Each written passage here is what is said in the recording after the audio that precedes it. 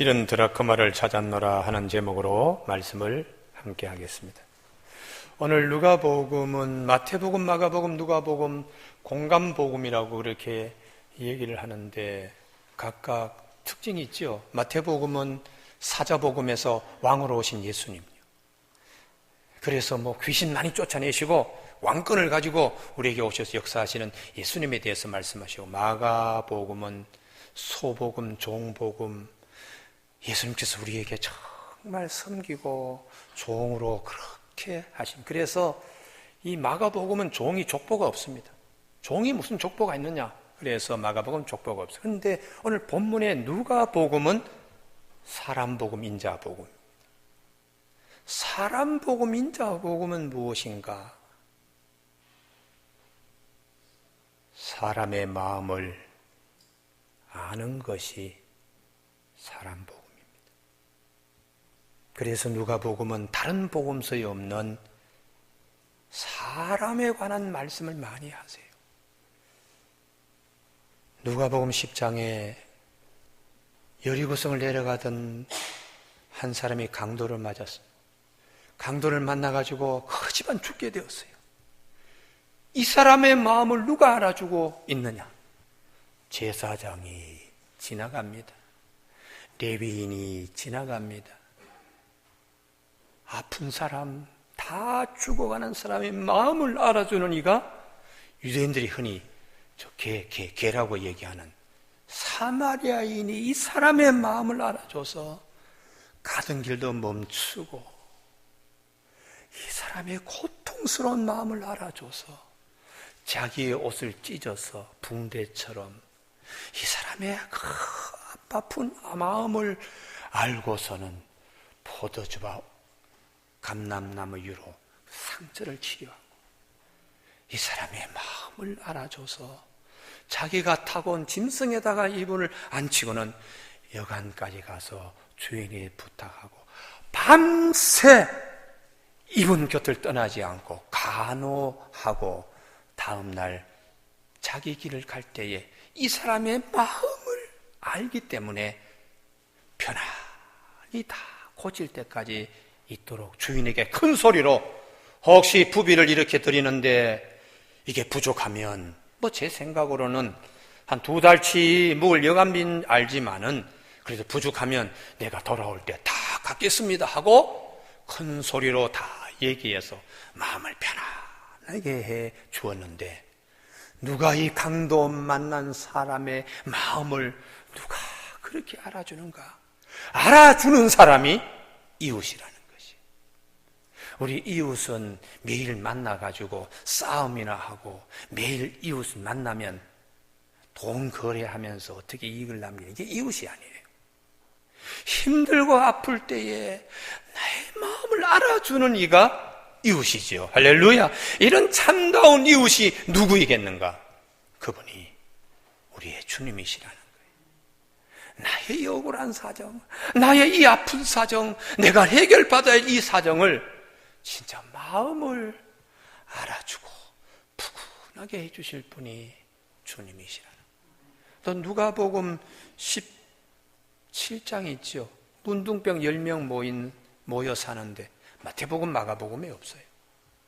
예수님께서 예루살렘을 급히 가셔야 되는데 갈릴리, 사마리아 그 사이에 아무도 와서 찾아주지 않는 문둥병자 10명, 아침에 일어나도 문둥병자끼리 서로 만나고 저녁에 해가 질 때도 문둥병자끼리만 있고 아무도, 심지어 가족조차도 찾아오지 않는 이 문둥병 10명 걸려있는 사람의, 이 사람들의 마음을 아시고 일부러 주님이 찾아오시는 거예요.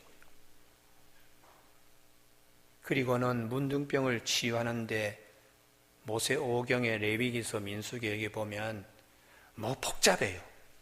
홍색실, 무슨 실, 비둘기 이렇게 해서 그 과정이 복잡한데, 이분들이 지금 10명이 모여가지고 문둥병자가, 그런 과정이 그렇게 중요할까요?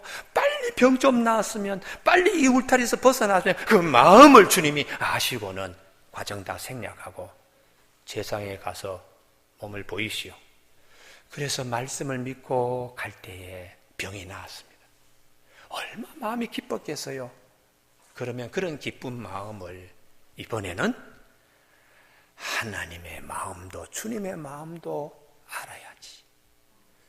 9명은 다 자기 동네 자기 제사장에 가고 사마리아인 한 사람 문둥병자 고침받고 주님 앞에 와서 감사합니다. 이 병을 이렇게 쉽게 낫게 해주시다니 하고 나의 기쁨을 다 받으시옵소서 하고 주님의 마음을 기다리던 마음을 이 사마리아인이 알고서 주님께 큰 마음으로 그냥 부어드리는 거예요. 그때 주님이 너무 기뻐했습니다. 누가복음은 마음의 복음입니다. 마음의 복음요. 그래서 누가복음은 마음을 볼 수 있어요. 마음을 볼 수 있어야 된다. 누가복음 7장에는 다른 복음서에 없어요. 나인성 과부의 아들 죽은 거. 예수님이 오셔서 일어나라 청년아. 예수님은 기적을 베푸시고 죽은 자를 살리시고 거기에 포커스가 있는 거 아닙니다. 이 과부의 마음을 보면 얼마나 힘들겠는가. 오직 한 아들만 바라보고 올인했습니다. 올인.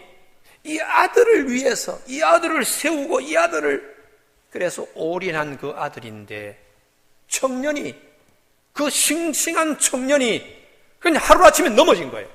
그때 어머님의 마음이 얼마나 무너지고 이 여인의 마음이 어떻겠는가.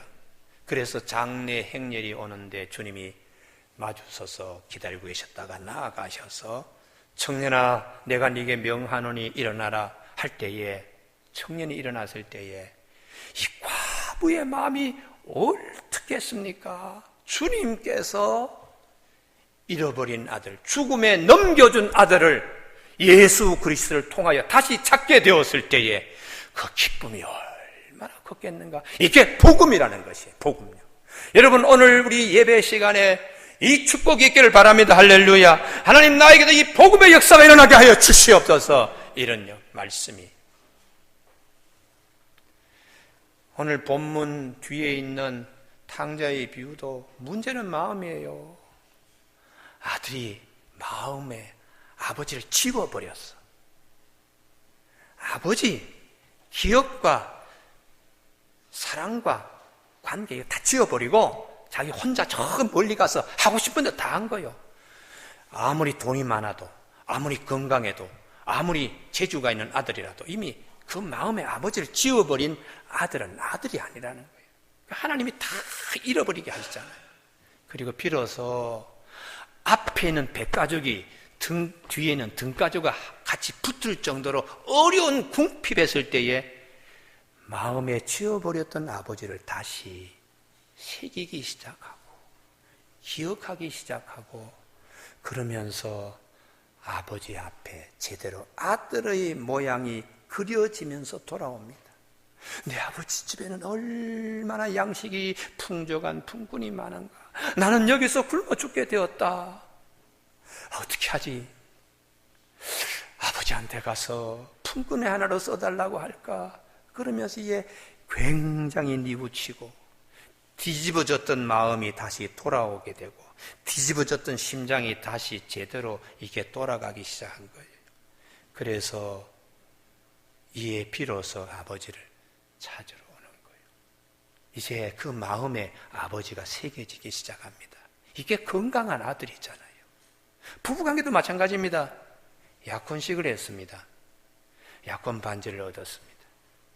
약혼 반지를 바라보면서 마음에 배우자를 생각하는 거예요. 그게 정석이지요.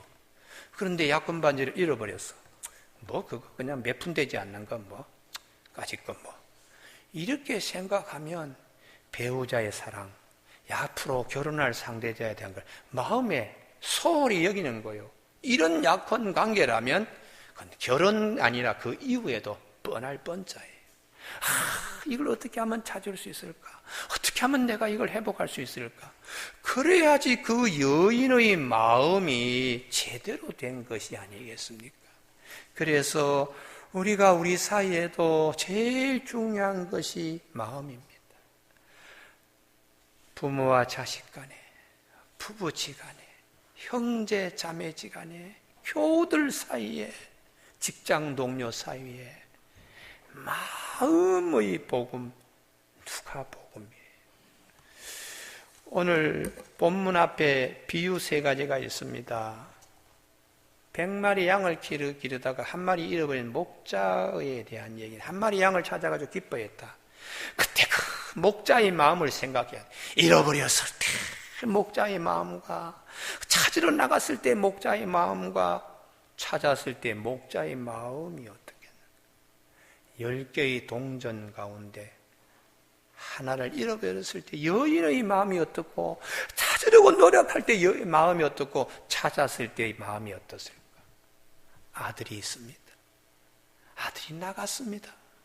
아들을 잃어버린 아버지의 마음이 어땠을까? 아들을 기다리는 아버지의 마음, 아들이 돌아왔을 때의 아버지의 기쁜 마음. 이 3가지가 전부 다 똑같은 구조로 똑같은 말씀을 거듭 3번 말씀하시는데, 마음에 대한 얘기입니다. 오늘 본문 말씀은 이렇습니다. 예수님 당시에 대개의 결혼 풍습이, 우리는 반지를 주잖아요. 금 2돈, 1돈. 그런데 당시에는 은으로 만든 동전, 은전이라고 해야지 정확하겠지요. 하루에, 노동자 하루의 품삯에 해당 드라크마, 데나리온에 해당되는, 이게 열흘치의 은으로 만든 동전, 은전을 약혼할 때 선물로 줍니다. 그러면 이것을 가지고 목걸이를 하든지 머리띠 장식을 하든지, 나는 이제 결혼 상대자가 있습니다.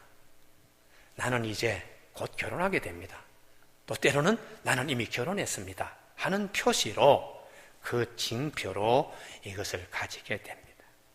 그런데 이것을 어디서 잃어버렸는지, 아마 집에서 주로 생활하니까 집에서 잃어버릴 것이다. 그래서 어떻게 하다가 열심히 찾아서 참 기뻐했다는 본문이에요. 그러면 이 본문을 가지고 하나님이 우리에게 말씀하는 것은 이 여인의 마음을 보라는 거예요. 여인.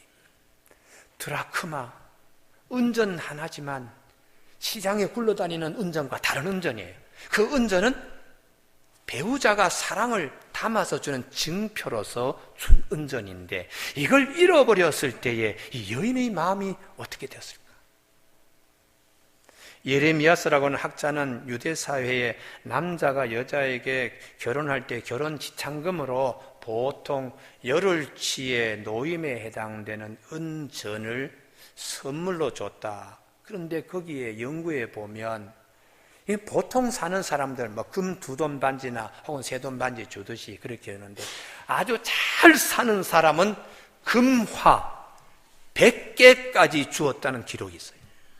금으로 만든 돈을 100개를 줬을 경우에 목걸이도 추렁추렁하고 머리도 추렁추렁해서 지금 우리로 말하면 재벌집에 며느리로 시집 갔다, 그렇게 보면 돼요. 그러나 대개의 보통 가난한 사람들은 은전 10개 정도로 그렇게 했다는 것입니다.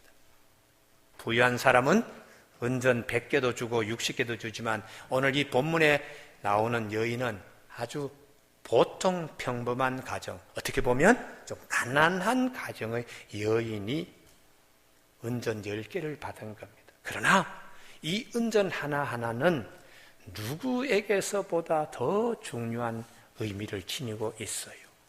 그런데 이것을 우리가 봐야 된다. 사람마다 각각 자기가 소중히 생각하는 것이 있습니다. 그걸 우리가 읽어야 된다는 것이.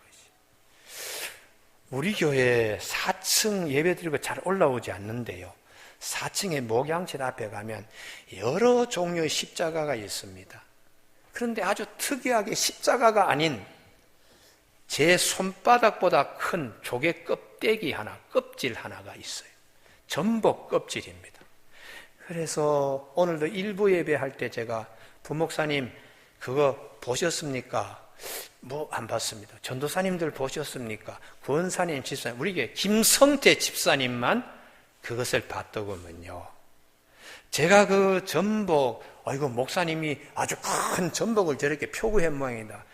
그런 의미로 거기 걸어놓은 것이 아닙니다. 거기에는 사연이 있습니다. 지금은 하늘나라 가신 우리 교회 박정숙 권사님, 이 승원 쌍대비를 지을 때에 부회장을 하신 조 집사님의 부인인데, 박정숙 권사님께서 미국에서 돌아온 딸 때문에 결혼 문제로 굉장히 기도를 많이 하시더라고요. 그런데 기도대로 좋은 사익감, 변호사를 사익감으로 하나님이 주셨습니다. 이 변호사는 제주도 출신입니다. 그래서 제가 결혼 주례를 하면서 앞으로 예수 믿고 좋은 가정을 이루십시오 하고 했는데, 한 달쯤 있다가 사돈되는 제주도에서, 그 사돈댁에서 선물로 제주도의 바다에서는 자연산 전복, 이 어른의 손바닥보다 더 큰 자연산 전복은 엄청나게 오랜 세월 동안 자란 전복이어야 됩니다. 그거 3개를 목사님 보내오셨는데 제일 큰 거 하나를 목사님께 선물합니다. 이 살아있는 전복을 목사님, 참 제주도 사람도 만나보기 힘든 큰 전복이니까 이거 목사님 잡숫고 설교 잘 하시기를 바랍니다. 그래서 제가 그 전복을 이렇게 따면서 참 큰 전복이네. 하나님, 이 가정 참 자녀도 잘 되게 하여 주시고 저 귀한 부부 가정 되게 하여 주옵소서. 그렇게 기도했는데 아마 첫 아들을 낳았습니다. 근데 이 전복 껍질을 딱 보는 순간에 그 안에 문양이 이게 하나 새겨져 있어요. 그 문양이 목자가 양을 잃어버리고 저녁 니웃니웃 할 때에 어깨에다가 양을 걸고 오는 문양이 그 속에 있는 거예요. 그때 내가 얼마나 놀랐는지 모릅니다. 할렐루야. 이야, 제주도의 깊은 바다에 있던 이 전복에서 어떻게 성경 오늘 본문 말씀 앞에 있는 이 말씀의 그 문양이 어떻게 이렇게 새겨져, 그게 나에게 어떻게 이렇게 찾아오나 해서 내가 하나님, 참 성경에 있는 말씀대로 이런 문양에 새겨진 이 전복을 제가 표구를 하겠습니다. 그래서 4층에 걸어놓은 거예요. 오늘 2부 예배 끝나고도 몇 분이 올라와서 찾는데 내가 그랬습니다. 믿음이 좋은 분은 보이고 믿음이 좋지 않은 분은 안 보인다. 그렇게 말씀하지 않고 누구든지 분명히 보이도록 문양이 그렇게 새겨져 있어요. 문제는 크기가 어른 손톱만한 크기로 되어 있으니까 그게 윗부분 왼쪽에 그 문양이 아주 분명하게 새겨져요. 목자의 어깨에 양이 이렇게 얹혀서 돌아오는 모습이 있습니다. 그걸 볼 때에 제 마음의 기쁨으로 우리 교우들도 보시길 바랍니다. 할렐루야. 아니, 목사님이 뭐 전복 자랑한다고 그러나 그게 아니라 성경에 있는 이 말씀이 전복 속껍질에 이렇게 문양이 이렇게 그냥 양각으로 새겨져 있는 이걸 봤을 때에 목사님이 얼마나 기뻐했겠는가. 오늘 하나님이 우리에게 주시는 말씀을 내가 만났을 때에 얼마나 기쁘겠는가. 하나님의 아들이신 예수님이 오셔서 바리새인하고 서기관들이 저 죄인, 저 세리, 저 창기 같은 녀석들 이렇게 하지만 아버지의 마음은 그렇지 않다는 거예요. 아버지의 마음은 얼마나 그들도 소중하게 여기는데 그 마음으로 세리도 보고 세리집에 앉아서 식사를 나누는 주님의 마음도 보라는 것이 오늘 본문 말씀입니다. 이왕 얘기가 나왔으니까 제가 처음 목사 한 수 받고 처음 설교 시간에 이렇게 합니다. 제가 웬만큼 내가 쓴 시를 설교 시간에 낭송하거나 소개하거나 또 문학 작품이 어떻고 저떻고 하지 않는 이유는 목사님 자기 전공 티내네. 이거 우리가 다 압니다. 뭐 대학에서 문학 다 강의한 거. 그럴까봐 말씀 해방받을까봐 하지 않았는데 오늘은 제가 처음 합니다. 올 여름에 제 방에 이번에도 손바닥 2개만한 크기의 선풍기가 제 방에 있습니다. 아주 오래되었습니다. 이제 30년이 다 돼갑니다. 뒤에 날개를 갖다가 보호하는 그 보호망이 끼어져 있고 하지만 그래도 나는 그 선풍기를 올해도 내 여름에 내 책상 위에 놓고 썼습니다. 우리 집에 손녀 2명이 내 방에 들어오더니 할아버지 다 깨진 고물 선풍기를 버리지요. 왜 그러세요? 이렇게 얘기를 해서 그래 하고 고개를 끄덕끄덕거렸지만 버리지 못하는 이유가 있습니다. 젊은 날 저축하고 알뜰살뜰하게 사는 거 다 젊을 때 다 그러잖아요. 아이들의 선풍기 하나도 참 몇 번 고려해서 백화점 가서 매번 주머니에 손을 넣었다 뺐다 해서 사는 그 선풍기인데요. 그 선풍기를 볼 때마다 옛날 생각을 늘 하게 돼요. 그래서 시상이 떠올라서 시를 지어서 이번에 제가 문해지에 이것을 발표하고 실었는데요. 제목은 이렇습니다. 낡고 낡은 고물 선풍기. 젊은 날 아주 쉽게 말하기를 나이가 들면 버리지 못하고 산다고 왜 지저분하게 하고들 사세요? 다 버리시지요? 했다. 그러나 막상 나이가 노년으로 접어드니까 그게 아니었다. 그래서 그런지 내 작은 목양실에는 안전망 한쪽이 부러져 나간 아주 낡고 낡은 작은 핑크빛 선풍기 하나가 있는데 초등학교 다니는 손녀들이 내 방에 들어와 할아버지 이 선풍기는 고장난 것인데 왜 그냥 방에 두세요? 버리시지요? 한다. 그래 버려야지 하고 고개를 끄덕이긴 했지만 그렇게 쉽게 버리지 못하면서 올여름도 나고 있다. 이제는 의젓한 가장이 되고 각각 가정을 이루어 2 아이들의 아빠가 된 우리 2 아들 형제가 지금 손녀 나이 정도 초등학교 때 백화점에 가서 여러 번 생각하고 또 생각하며 사준 선물이기에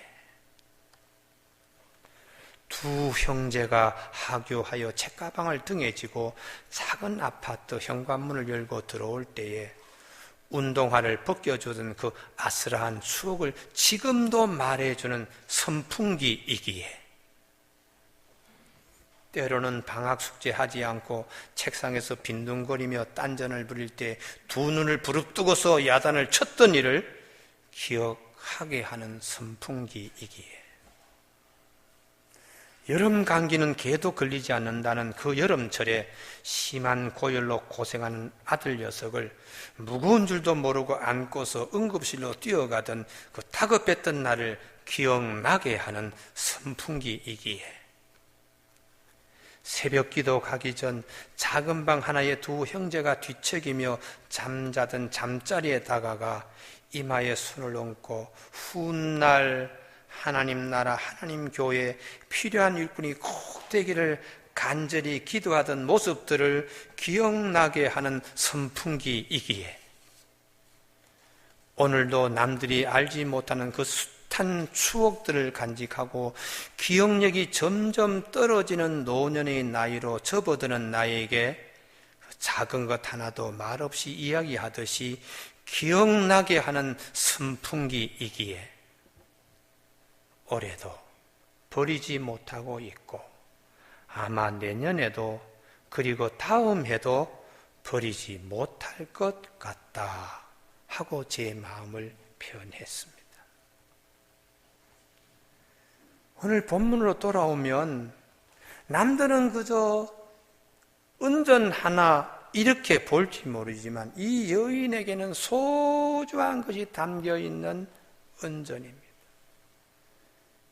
약혼할 사람이 나타났을 때 기뻐했던 것, 그리고 그분이 나에게 이걸 주면서 정원의 증표로 줬던 아주 소중한 기억이 담긴 은전이기 때문에 이 여인의 소중함을 우리가 봐야 된다는 거예요. 똑같은 것으로 내가 싫어하는 사람, 내가 미워하는 사람도 하나님이 이렇게 소중하게 여기고 있다는 마음을 우리가 함께 가져야 된다는 것이에요. 가족 식구들 간에 혹은 친구들 간에 교우들 간에 나는 마음에 들지 않고 이럴 때도 있을지 모르지만 하나님은 그들도 나만큼 소중하게 간직하는, 그 마음에 소중하게 간직하는, 그래서 주님이 마태복음 9장 13절 나는 의인을 부르러 온 것이 아니라 죄인을 부르러 왔노라, 그렇게 아버지의 마음을 주님이 우리에게 오셔서 전해주고 있는 것이에요. 그러면 이렇게 소중한 은전 하나라면, 잃어버렸다면 이 여인의 마음은 어떻겠습니까? 어떤 대가를 치르고서라도 꼭 찾아야 되겠다. 이게 여인의 마음입니다. 이 은전을 찾을 때의 환경이 징어 같지 않지요.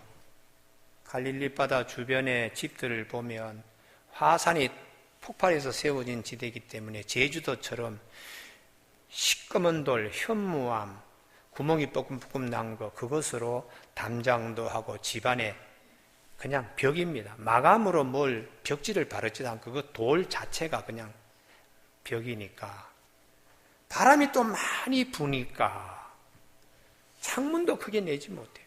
그러면 낮에도 방안이 껌껌하고 바닥은 갈대를 가지고 그냥 거적처럼 이렇게 깔고 지내니까 그 방안이 얼마나 어둡고 컴컴하겠어요. 거기 어느 구석에 동전이, 은전 하나가 있는지 찾는데 손톱이 빠질 지경이 되더라도 어떤 희생을 치르고서라도 찾겠다는 이 여인의 마음을 우리가 읽을 수 있잖아요. 이런 은전 하나를 찾을 수 있다면 어떤 수고, 어떤 대가를 지불해도 좋다. 이게 이 여인의 마음이에요. 양 100마리를 기르고 한 마리 잊어버렸을 때 잃어버린 양이 전부로 내가 오늘 하루 종일 어떤 희생을 치르더라도 사자 새끼를 만나든 늑대를 만나든 내 양을 내가 찾겠다는 각오를 가지고, 그리고 이 양은 한 가족처럼 여깁니다. 우리가 예전에 시골에 있을 때에 추우면 닭을 집안에 데리고 잤습니다. 밤에 이 닭이 알을 가지고 굴릴 때에 그냥 구들장을 두루룩 이렇게 굴리듯이 알 굴리는 소리를 다 들으며 우리가 잤으니까 가족 한 가족처럼 여기는 이 양이 없어졌을 때에 이 목자는, 주인은 어떤 희생을 치르고서라도 내가 양을 찾겠다. 그게 선한 목자의 마음이지요. 하루 종일 발바닥이 부르틀 때까지 하다가 양을 만나는데 이 양도 기진맥진해서, 그래서 어깨에 걸쳐서 돌아올 때 그 모습은요, 우리를 죄악 가운데 구원하기 위하여 어떤 희생도 어떤 대가도 지불해도 좋다. 이게 아버지의 마음입니다. 그래서 예수님을 십자가에 내어 주시면서 우리를 구하여 주신 아버지의 마음을 우리가 알아야 된다는 것이죠. 로마서 5장 8절에 우리가 아직 죄인 되었을 때에 그리스도께서 우리를 위하여 죽으심으로 하나님께서 우리에 대한 자기의 사랑을 확증하셨다고 그렇게 로마서 5장 8절에서 말씀합니다. 이제 찾았을 때 이 여인의 마음이 어땠을까? 세상 전부를 얻은 것과 같은 기쁨이 넘치는 마음입니다. 잃어버린 양을 찾았을 때 목자의 마음이 어땠을까요? 세상 전부를 얻은 것 같은 마음일 거예요. 아버지를 그 마음에서 지우고 허랑방탕에 다녔던 그 아들이 돌아왔을 때에 아버지는 세상 전체를 얻은 것과 같은 마음이었을 것입니다. 우리는 그 마음을 우리가 알고 그 마음을 닮으면서 살라는 것이 오늘 성경 말씀이에요. 우리 교회에 간증하신 분이 참 많습니다. 최근에는 제가 이 강단에 간증을 잘 세우지 않는데 참 해마다 굵직굵직하신 분들, 유명하신 분들 간증 참 많이 다녀가셨는데 윤한기 목사님 간증이 기억나네요. 그분이 목사 되기 전에 유명한 록그룹 밴드 여기에 이분이 가수로 활동할 때에 잘 나갔다 그러잖아요.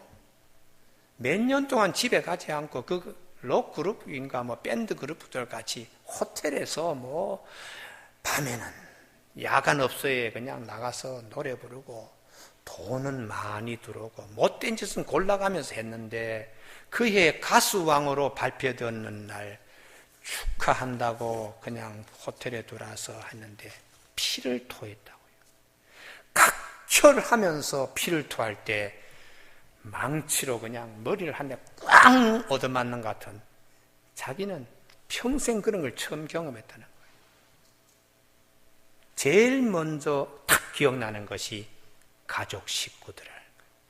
몇 년 동안 부인도 돌보지 않고 자식들 돌보지 않고 그냥 혼자 띵까띵까 했는데 각혈을 탁 하고 나니까 피가 그냥 바가지처럼 쏟아지니까 정신이 번쩍 난 제일 먼저 생각한 것이 가정.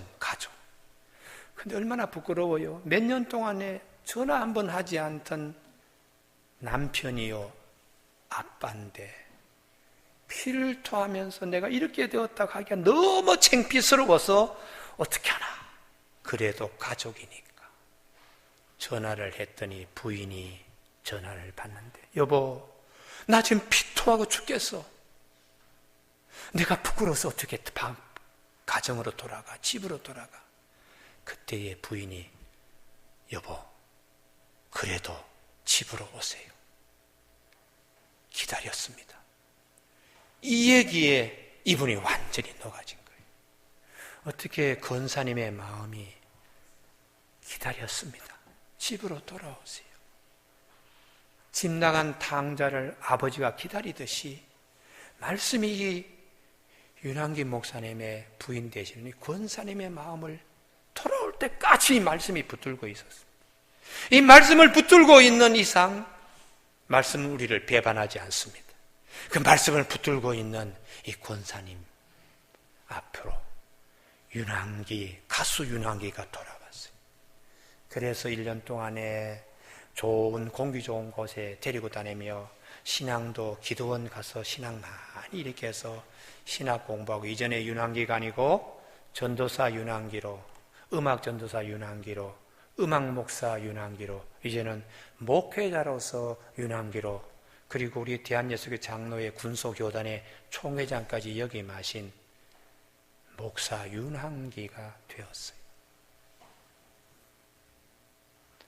잃어버린 은전 하나를 발견했을 기쁨이나, 바리새인 서기관이 저런 사람들 했지만은 회개하고 돌아오는 마태와 같이 또 많은 사람들이 예수님 앞에 돌아왔을 때 아버지의 마음이 지금 돌아온 탕자와 같이, 잃어버린 은전 하나를 찾은 것과 같이 아버지의 마음을 우리가 볼 수 있어야 된다는 겁니다. 오늘 이 본문에 죄인 하나가 돌아오면 하나님 이 말씀, 어둠 속에 우리가 갇혔던 모든 삶들이 이 여인이 등불을 가져와서 이렇게 밝힐 때에 이 은전이 여인이 손에 쥐어져서 목으로 다시 제 위치에 돌아간 것처럼 우리 어둠 속에 방황할 때 반드시 성령님이 불로 비추십니다. 그리하여 우리로 하여금 다시 주님이 기다리시는 아름다운 자리로 회복되게 하시는 하나님의 역사가 반드시 있게 됩니다. 할렐루야. 오늘 3부 예배에 이 말씀을 꼭 마음에 새기십시오. 그리고 이 말씀대로 꼭 일어나는 일을 훗날 간증하실 수 있는 우리 교우들이 다 되시길 바랍니다. 에베소서 5장 10절, 주를 기쁘시게 할 것이 무엇인지 시험하여 보라. 주님, 이 말씀 꼭 기억하겠습니다. 기도하시겠습니다.